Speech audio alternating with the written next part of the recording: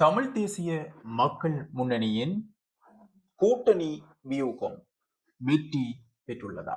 விரிவாக பார்க்கலாம். வணக்கம், நான் தூயவன் துரைசிங்கம், தமிழுக்காக.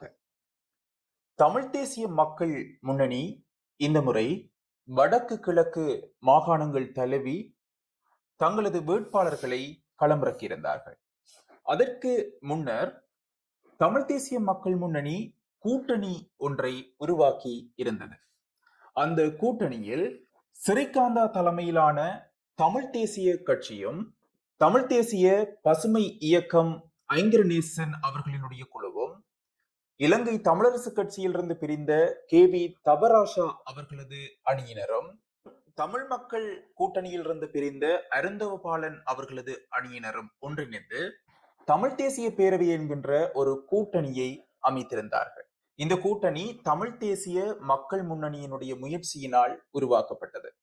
இந்த கூட்டணி உருவாக்கப்படுகின்ற போது தமிழ் தேசிய மக்கள் முன்னணியினுடைய தலைவர் கஜேந்திரகுமார் பொன்னம்பலம் அவர்கள் கூறியது, நாங்கள் பாராளுமன்ற தேர்தலை அடுத்து இலங்கை தமிழரசு கட்சி, ஜனநாயக தமிழ் தேசிய கூட்டமைப்பு ஆகியவற்றோடு பேச்சுவார்த்தை ஆரம்பித்திருந்தோம். இருந்த போதும் இலங்கை தமிழரசு கட்சியுடன் பேச்சுவார்த்தை ஒருதலை பட்சமாக முடிந்தது. ஜனநாயக தமிழ் தேசிய கூட்டமைப்போடு பேச்சுவார்த்தை தொடர்ந்து இருந்ததாக குறிப்பிட்டார். அதிலிருந்தும் பலர் இங்கு இணைந்து இந்த கூட்டணியை உருவாக்கி இருந்தார்கள். இந்த கூட்டணியை உருவாக்குவதில் முக்கிய பங்கு வகித்தது தமிழ் தேசிய மக்கள் முன்னணி. தமிழ் தேசிய மக்கள் முன்னணி என்றால் என்ன என்பதை பார்ப்பதற்கு முதல், தமிழ் தேசிய மக்கள் முன்னணி தான் சைக்கிள் சின்னத்தில் போட்டியிடுகின்ற கட்சியா என்று கேட்டால் கிடையாது. சைக்கிள் சின்னம் அகில இலங்கை தமிழ் காங்கிரசினுடைய சின்னம். அகில இலங்கை தமிழ் காங்கிரசினுடைய தலைவர் கஜேந்திரகுமார் பொன்னம்பலம் அவர்கள். ஆனால் தமிழ் தேசிய மக்கள் முன்னணி என்பது 2010 ஆண்டு 2ஆம் மாதம் 28ஆம் தேதி தமிழ் தேசிய கூட்டமைப்பில் இருந்து வெளியே வந்த கஜேந்திரகுமார் பொன்னம்பலம் அவர்களது தலைமையில் உருவாக்கப்பட்டதுதான் இந்த தமிழ் தேசிய மக்கள் முன்னணி. இதனுடைய செயலாளர் நாயகமாக செல்வராசா கஜேந்திரன் அவர்கள் இருக்கின்றார். இந்த தமிழ் தேசிய மக்கள் முன்னணி கடந்த காலங்களில் ஒரு அரசியல் கட்சியாக மக்கள் மத்தியில் போய் சேர்ந்ததை விட ஒரு தமிழ் தேசியத்தை காக்கின்ற அரசியல் இயக்கமாக தங்களை அடையாளப்படுத்தி வந்தனர். அவர்களுக்கு ஒரு தேவை இருந்தது, தங்களை ஒரு அரசியல் கட்சியாக நிலைநிறுத்த வேண்டும் என்பது. யாழில் தொடர்ச்சியாக தங்களது செல்வாக்கினை கொண்டிருந்தாலும் தமிழர் தாயகம் எங்கும் அந்த செல்வாக்கை கொண்டு செல்ல வேண்டும் என்கின்ற முயற்சிதான் இந்த கூட்டணி உருவாகுவதற்கும் ஒரு காரணமாக அமைந்திருக்கலாம். தமிழ் தேசிய மக்கள் முன்னணி 2010ஆம் ஆண்டும் 2015ஆம் ஆண்டும் தேர்தலில் போட்டியிட்ட போதிலும் எந்த ஒரு ஆசனங்களையும் வெல்ல முடியவில்லை. இருந்த போதிலும் தங்களை ஒரு அரசியல் இயக்கமாக, ஒரு அரசியல் கட்சியாக நிலைநிறுத்துவதற்கு அவர்கள் தொடர்ந்து போராடி கொண்டிருந்தார்கள். மாகாண சபை தேர்தல், ஜனாதிபதி தேர்தல் போன்றவற்றை தொடர்ச்சியாக புறக்கணித்துக் கொண்டும் இருந்தார்கள். அப்போது அவர்களுக்கு பல விமர்சனங்களும் இருந்தது. இவர்கள் புறக்கணிப்பதனால், தேர்தல்களை புறக்கணிப்பதனால் அரச கட்சிகளுக்கு மறைமுகமாக ஆதரவு கொடுக்கின்றார்களா என்கின்ற கேள்வி எல்லாம் இருந்தது. அதனை எல்லாம் அவர்கள் செவிமடுக்காமல் தங்களது பாதையில் பயணித்துக் கொண்டிருந்தார்கள்.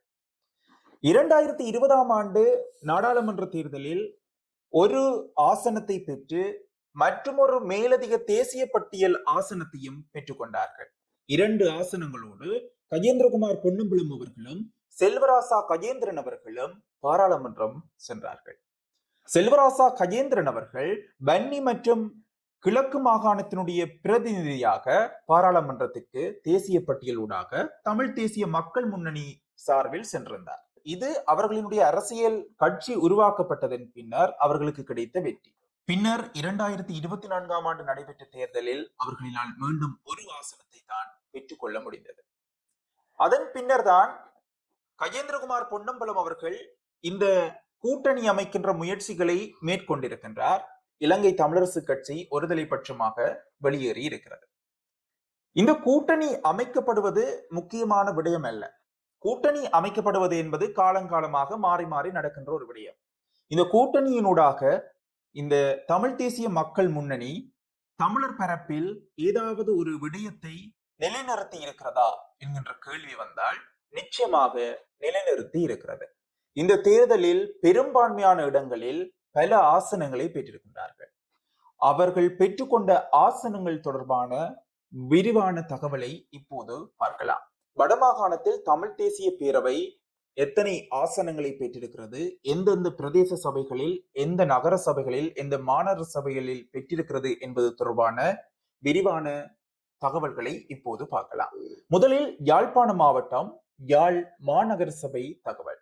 9124 வாக்குகளை பெற்று 12 ஆசனங்களை பெற்றிருக்கின்றார்கள்.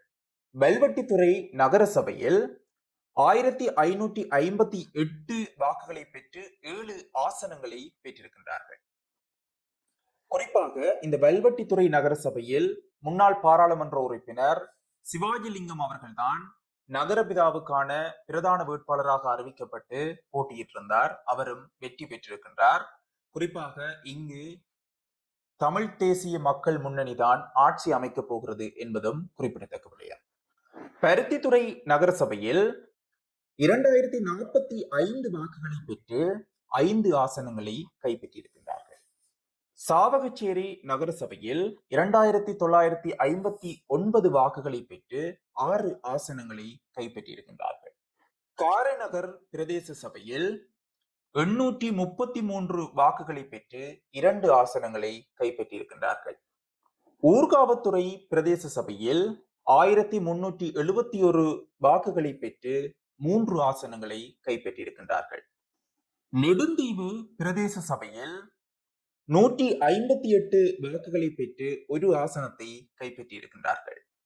வேலனை பிரதேச சபையில் 976 வாக்குகளை பெற்று 2 ஆசனங்களை கைப்பற்றியிருக்கின்றார்கள். பலிகாமம் மேற்கு பிரதேச சபையில் 4982 வாக்குகளை பெற்று 6 ஆசனங்களை கைப்பற்றியிருக்கின்றார்கள். பலிகாமம் வடக்கு பிரதேச சபையில் 3619 வாக்குகளை பெற்று 6 ஆசனங்களை கைப்பற்றியிருக்கின்றார்கள். பலிகாமம் தென்மேற்கு பிரதேச சபையில் 3732 வாக்குகளை பெற்று 4 ஆசனங்களை கைப்பற்றியிருக்கின்றார்கள். பலிகாமம் தெற்கு பிரதேச சபையில் 4471 வாக்குகளை பெற்று 6 ஆசனங்களை கைப்பற்றியிருக்கின்றார்கள். பலிகாமம் கிழக்கு பிரதேச சபையில் 5047 வாக்குகளை பெற்று 5 ஆசனங்களை கைப்பற்றியிருக்கின்றார்கள். வடமராட்சி தென்மேற்கு பிரதேச சபையில் 4255 வாக்குகளை பெற்று 7 ஆசனங்களை கைப்பற்றியிருக்கின்றார்கள். சாவகச்சேரி பிரதேச சபையில் 5916 வாக்குகளை பெற்று 7 ஆசனங்களை கைப்பற்றியிருக்கின்றார்கள். இவை யாழ்ப்பாணத்தில் தமிழ் தேசிய மக்கள் முன்னணி கூட்டணியாக பெற்றுக்கொண்ட விவரங்கள். இவற்றுக்கு மேலதிகமாக முல்லைத்தீவு, கிளிநொச்சி, மன்னார், மட்டக்களப்பு, திருகோணமலை போன்ற இடங்களிலும் அவர்களுக்கு ஆசனங்கள் கிடைத்திருக்கிறது. மொத்தமாக 97 ஆசனங்களை வடகிழக்கு எங்கும் பெற்றிருக்கின்றார்கள். அம்பாறையை தவிர தமிழர் தாயகமாக இருக்கின்ற அனைத்து இடங்களிலும் இவர்களுக்கு ஆசனங்கள் கிடைத்திருக்கிறது. இலங்கை முழுவதிலும் 8287 உள்ளூராட்சி மன்ற உறுப்பினர்கள் தெரிவு செய்யப்படுவதற்கான தேர்தலாகத்தான் இது இருந்தது. அதில் 97 உறுப்பினர்களை இவர்கள் பெற்றமையினால் 1.17 வீதமான உறுப்பினர்களை இவர்கள் தக்க வைத்திருக்கின்றார்கள் அகில இலங்கை ரீதியாக. இது சாதாரண ஒரு விடயமாக தமிழ் தேசிய மக்கள் முன்னணிக்கு இருந்து விடாது. தமிழ் தேசிய மக்கள் முன்னணி எடுத்த இந்த கூட்டணி முயற்சிக்கு கிடைத்த மிகப்பெரிய ஒரு வெற்றியாகவும் மிகப்பெரிய உந்துதலாகவும் இது அமையும். யாழ்ப்பாணம் தவிர்த்து ஏனைய இடங்களிலும் அவர்களினால் வெல்ல முடிந்திருக்கிறது. மக்களது மனதில் இடம் பிடித்திருக்கின்றார்கள். ஆகவே கஜேந்திரகுமார் பொன்னம்பலம் அவர்களினுடைய இந்த கூட்டணி முயற்சி வெற்றியில் தான் அமைந்திருக்கிறது. இந்த தேர்தல் வியூகம் சரியாக அமைக்கப்படுமாக இருந்தால் நிச்சயமாக மாகாண சபை தேர்தலிலும் மிகப்பெரிய ஒரு மாற்றத்தை காண முடியும். குறிப்பாக கிழக்கு மாகாணத்தில் எண்ணம் ஆழமாக தமிழ் தேசிய பேரவை வேலை செய்ய வேண்டிய நிர்பந்தம் இருக்கிறது.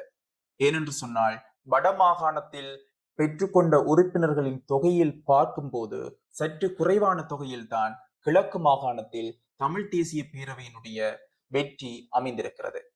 நன்றி. மற்றொரு காணொளியில் சந்திக்கலாம்.